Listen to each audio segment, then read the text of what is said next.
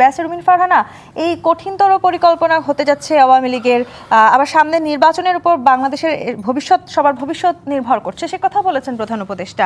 বাংলাদেশের আইনশৃঙ্খলা বাহিনী তাহলে কি করছে? তারা আসলে এই কঠিনতর পরিকল্পনা মোকাবেলার জন্য তাদের পরিকল্পনাটা আছে কি কোনো? আজ থেকে ৮-৯ মাস আগে একটা টক শোতে, সম্ভবত আপনার এখানে, আমি বলেছিলাম আমি এখন আর নিরাপদ বোধ করি না।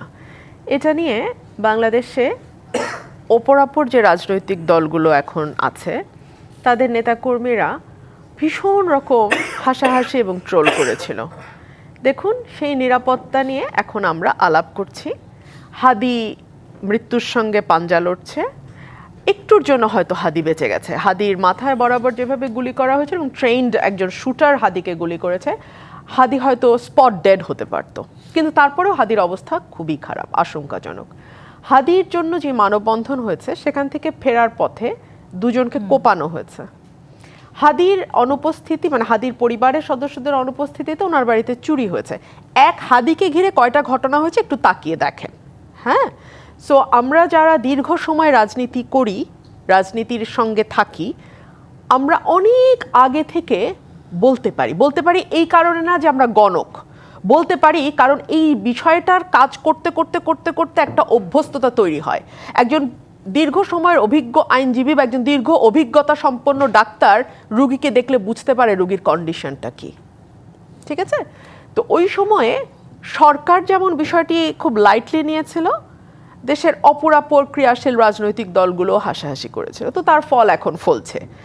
এবং কেবল তো হাদি নয়, বলা হচ্ছে 50 জনের একটা তালিকা, কেউ কেউ বলছেন, কোন কোন পলিটিক্যাল দলের বড় বড় নেতারাও এখন বলছেন যে 50 জন প্রার্থীকে এরকম গুলির মুখোমুখি হতে হবে। তার মধ্যে তো দুজনের কথা আমরা সেই ফোন কলে অডিও যেটি ফাঁস ওই দুজনকে বাদ দেন, অলরেডি দুজন গুলি খেয়েছে, একজন হাদি আর একজন চট্টগ্রামে বিএনপির প্রার্থী। এবং খুব সুস্পষ্টভাবে বিএনপি যে এখন যারা নেতাকর্মী আছেন, জামায়াতে যারা নেতাকর্মী আছেন, তাদেরকে টার্গেট করার কথা কিন্তু বলাও হচ্ছে। সার্টেনলি। এবং এই সরকারের স্বরাষ্ট্রমন্ত্রী এখন বলছেন প্রার্থী হলে তাকে লাইসেন্স দেয়া হবে অস্ত্রের। মানে আমরা এখন আমাদের প্রাইভেট বাহিনী নিয়ে ঘুরব।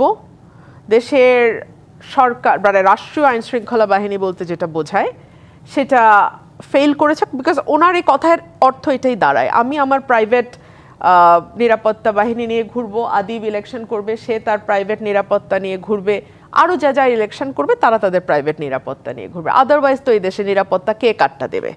আপনি যখন স্বরাষ্ট্র উপদেষ্টাকে নিরাপত্তা নিয়ে প্রশ্ন করেন তখন উনি পেঁয়াজের দাম নিয়ে জবাব দেয়।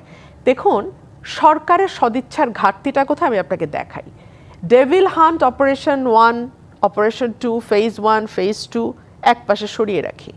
এই যে আমরা রাজনৈতিক দলের কর্মীরা মানে রিলেন্টলেসলি বলে যাচ্ছি যে স্বরাষ্ট্র উপদেষ্টা পারছেন না, হয় তিনি ইনকম্পিটেন্ট, নয় তিনি আগ্রহী নন, অথবা তিনি চাইলেও পারছেন না।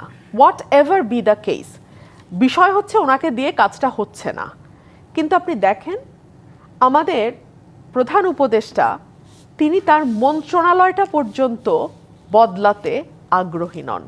তো আর কয়জন হাদি মতন মানুষের, আমি শেষ করি, আর কয়জন হাদির পরিণতি বরণ করলে আমরা দেখব যে স্বরাষ্ট্র উপদেষ্টাকে বদলে বেটার কাউকে। এখানে আমার প্রশ্নটা রবিন ফারহান, আপনি যেটি বলছেন যে উনি কেন আসলে করছেন না বা পরিস্থিতি কেন আসলে পরিবর্তন হচ্ছে না, আপনি একটা কথা বলেন যে চাইলেও পারছেন না, সেটা নিয়ে কিন্তু ইতিমধ্যে অনেক সমালোচনা শুরু হয়েছে। আসলে কি তিনি চাইলেও পারছেন না? মানে এই পুরো ব্যবস্থা বা পুরো পরিস্থিতিটা কি অন্য কেউ আসলে নিয়ন্ত্রণ করছে? আপনি যদি পরীক্ষার আগের রাতে সব বই নিয়ে বসেন, আপনাকে দিয়ে পাশ হবে না। ঠিক আছে? এটা হচ্ছে একদম বেসিক। গত 15 মাস ধরে যখন একটার পর একটা ললেসনেসের ঘটনা ঘটেছে, মব হয়েছে, ভাঙচুর হয়েছে, মানুষের বাড়িতে ঢুকে চাঁদা দাবি করা হয়েছে, মুক্তিযুদ্ধের ভাস্কর্য ভাঙা হয়েছে, বিভিন্ন বাড়িতে মব ঢুকে আক্রমণ করেছে, পথে ঘাটে মানুষের উপর আক্রমণ হয়েছে, তখন সরকার এটাকে প্রেশার গ্রুপ বলেছে, সরকার এটাকে লাইটলি নিয়েছে, সরকারের এক ধরনের ট্যাসিট অনুমোদন ছিল।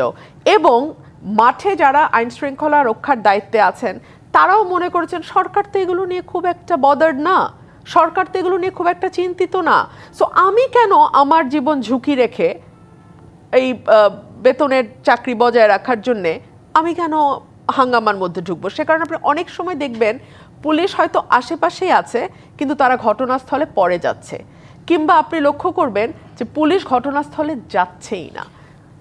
এই যে ধরুন অবৈধ অস্ত্রের কথা, থানা লুট হয়েছে 5ই অগস্টের ওই সময়টাতে, এখনো পর্যন্ত সেই অস্ত্র সেই জায়গাগুলো নিয়ে তো আসলে উদ্ধার হয় নানাভাবে নাই। প্রশ্ন উঠছে।